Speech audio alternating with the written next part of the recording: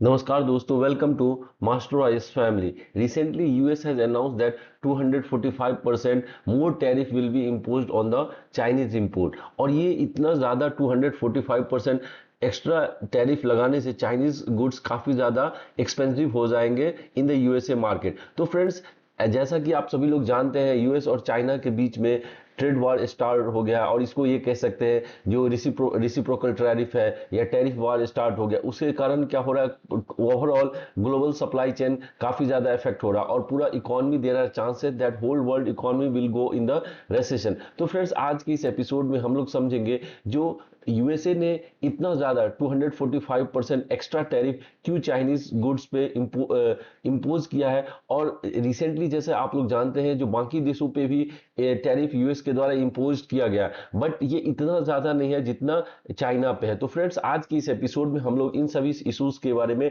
Detail में discuss करेंगे। तो फ्रेंड्स, जैसे Donald Trump administration has announced that 245% tariff on all Chinese imports to the United States. तो friends, जैसे जानते हैं, दोनों के बीच में ट्रेड वॉर काफी ज्यादा गहरा होते जा रहा है, एंड इसके कारण चाइनीज गुड्स काफी ज्यादा एक्सपेंसिव होगा। इसका इफेक्ट चाइना के जीडीपी पे भी पड़ेगा और इसके साथ साथ यूएस पे भी पड़ेगा। तो ऐसे में क्या क्या इसका प्रॉपर सॉल्यूशन होना चाहिए? ऐसे कंडीशंस में वर्ल्ड ट्रेड ऑर्गेनाइजेशन का क्या रोल हो सकता है? जो वर्ल्ड के जो दो लार्जेस्ट इकोनॉमी है, वो आपस में जब ट्रेड वॉर में लगे हुए हैं, तो इसका side effect all overall world पे होगा। तो फ्रेंड्स, इसके बारे में हम लोग जानते हैं, जो यूएस का जो 245% टैरिफ इंपोज किया है चाइनीज गुड्स पे, उसके पीछे का जो रीजन है, उसमें एक पहला जो प्राइम रीजन है जो डोनाल्ड ट्रंप के द्वारा कई बार बोला गया है, अमेरिका फर्स्ट पॉलिसी। तो अमेरिका फर्स्ट पॉलिसी बेसिकली क्या कहता है, जो जो ट्रेड डिफिसिट है यूएसए का डिफरेंट कंट्री के साथ, उसको क्या किया जाए,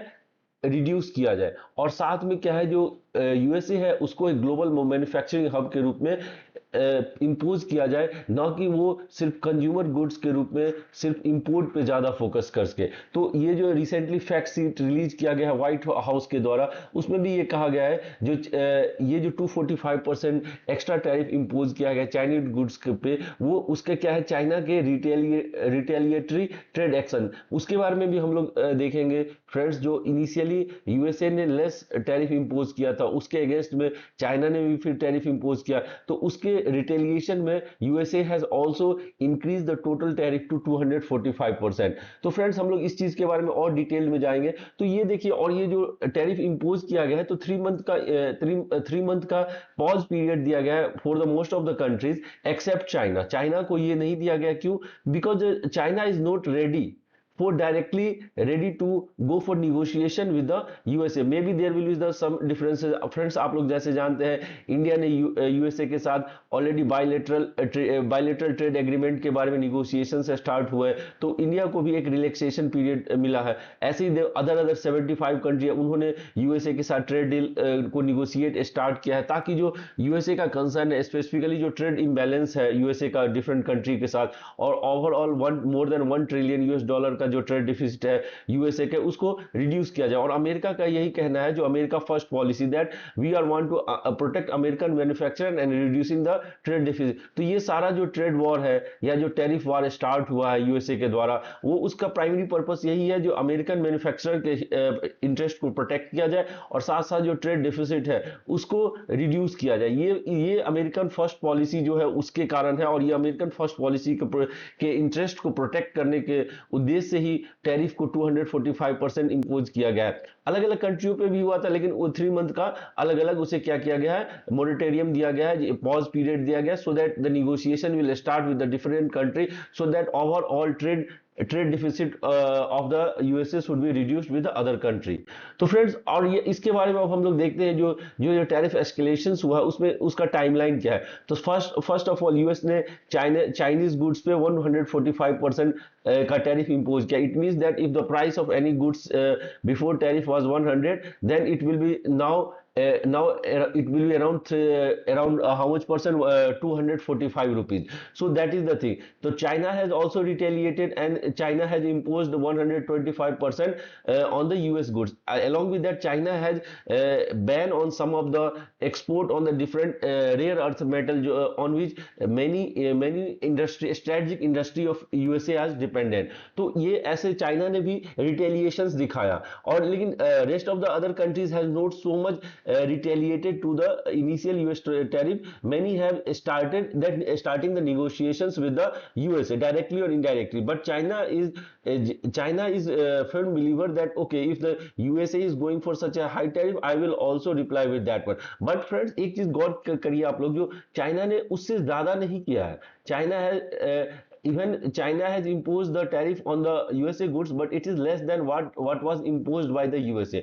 और उसके साथ साथ चाइना ने क्या किया है, जो कुछ रेयर अर्थ मेटल है, जो जिसपे स्ट्रेटजिक मेटल कह सकते हैं, जिसपे काफी ज्यादा सेमीकंडक्टर इंडस्ट्री और एरोस्पेस इंडस्ट्री डिपेंडेंट होता है, उसके एक्सपोर्ट पे बैन लगा दिया. तो ये इस तरह से क्या किया है, चाइना ने भी एक तरह से रिटेलिएट किया है. तो इसके रिस्पॉन्स में यूएसए ने फिर क्या किया, जो यूएसए ने इंक्रीज द टैरिफ, जो पहले 145% था, उसको इंक्रीज करके कितना कर दिया गया है, 245% on the all Chinese import. तो फ्रेंड्स, इसका करने का मतलब यही है, जो चाइना को निगोशिएशन टेबल पे लाया जा सके, और जो ये ट्रेड डेफिसिट है यूएसए का विद द चाइना, उसको रिड्यूस किया जा सके, और जो डिवेल्युएशन के चाइनीज करेंसी का किया जा रहा है, या डिफरेंट टाइप के सब्सिडी दिया जाता है चाइना के द्वारा अपनी इंडस्ट्री को, उसको रोका जा सके. सो ये सब पर्पस है, जिसके कारण USA is imposing such a high tariff so that China will come to the table for the negotiation. तो यही सब टाइमलाइन है फ्रेंड्स, हम लोगों ने इसके बारे में देखा. और चाइना का अब क्या कहना है वो देखें. China maintain solemn position. China का foreign minister spokesperson Lin Jian ने ये कहा है, जो trade war was initiated by United States and the China will continue to uphold its national interest. जैसे चाइना ने भी 125% टैरिफ इनहांस कर दिया था यूएस गुड्स पे, तो इनके जो स्पोक्स पर्सन है, उनका कहना है, जो यूएसए के द्वारा ये ट्रेड वॉर स्टार्ट किया गया है, और चाइना तो बस अपना नेशनल इंटरेस्ट है उसको प्रोटेक्ट कर रहा है. उसके बाद उनका और कहना है, we don't want conflict but won't state silent. मतलब हम लोग वॉर नहीं चाहते हैं, but we will not silent भी नहीं रहेंगे. Beijing has also implemented exports ban on material used in. तो फ्रेंड्स, हम लोग देखते रहे, एक तरह से चाइना ने भी रिटेलिएशन स्टार्ट कर दिया है against the USA, different types of the tariff imposed by the US government. तो फ्रेंड्स, अब ऐसे में देखिए, जो ट्रेड निगोशिएशंस के जो चैनल्स हैं, उसे ओपन करने की जरूरत है, ना कि इस ट्रेड वॉर को और इनहांस किया जाए, ताकि इससे क्या होगा, ओवरऑल वर्ल्ड पे global economy will go on the recession. Why? Because all over the global supply chain are disrupted, और global investment है वो reduce हो रहा है, all over the economy is in the mayhem. So ऐसे में क्या होना चाहिए, US China should come to the table and start discussing that how can the trade deficits of the USA can be reduced, and how the different aspects of their interests should be protected, either for the China or for the USA. United states का इस बारे में क्या कहना है. United States की जो press secretary है, कैरोलिन लेविट, उसने कहा है, जो Trump remains open to trade deal with China but only if Beijing initiate. China needs to make a deal with us, we don't have to make a deal with them. ये मतलब China को हमारी जरूरत है, ना कि हमें China की जरूरत है. और एक स्टेटमेंट ये भी है, जो China wants what we have, the American consumer put under they need our money. और यूएसए का भी फर्म बिलीफ है, जो China has primary interest in our economy or consumers so that they can easily export the goods to the USA. तो ये China का stand, ये USA का स्टैंड है. Similarly we have gone through the China's stand. तो friends, ऐसे में देख रहा है, जो एक तरह से टिट फॉर टैट जैसा सिचुएशन है. If the USA will enhance the tariff, China will also enhance the tariff. But इसका साइड इफेक्ट क्या हो रहा है, इसके कारण overall economy, world economy recession में जा सकता है. तो इसका ग्लोबल इंपैक्ट क्या हो सकता है, ये इसके कारण ग्लोबल सप्लाई चेन डिसरप्ट हो रहा है, increase price for consumers world wide, क्योंकि टैरिफ लगने से ग्लोबल इन्वेस्टमेंट और ट्रेड वॉल्यूम रिड्यूस हो रहा है. तो इसके कुछ साइड इफेक्ट है. तो ऐसे में फ्रेंड्स, हमें ये जानना है, जो WTO का क्या कंट्रीब्यूशन हो सकता है, जो what is the role of the WTO. और हम लोग फ्रेंड्स ये भी समझ सकते हैं, जो इस ट्रेड वॉर को या टैरिफ वॉर को कैसे रिड्यूस किया जा सकता है। तो उसमें तो सबसे पहले होगा जो विथ क्लियर गाइडलाइन और clear with clear aim, USA और चाइना को एक दूसरे के साथ निगोशिएट करना चाहिए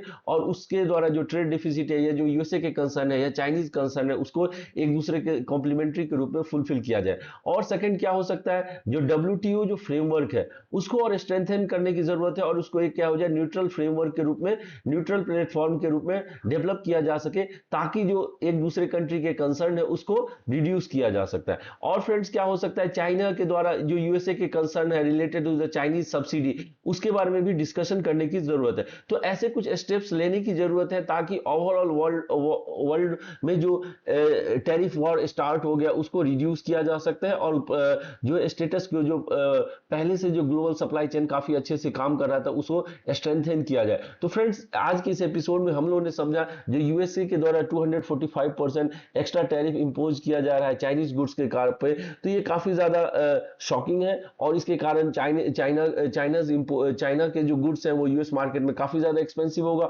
और इसका जो प्राइमरी पर्पस है यूएसए का वो क्या है, जो अमेरिका फर्स्ट पॉलिसी, अमेरिका के जो ट्रेड डिफिसिट है उसको रिड्यूस किया जाए और इन सब का, और इसी में चाइना का क्या स्टैंड है, China is ready for negotiation but they think that the USA has started this trade war. तो ऐसे में फ्रेंड्स हमें क्या होना चाहिए, जो world trade organization should come into the forefront and then start the discussing with both the countries so that the global supply chain will again come to the initial position so that global supply chain should not be disrupted and it will help in the protecting the global economy from the recession. Thank you friends for listening to this episode. We will meet soon.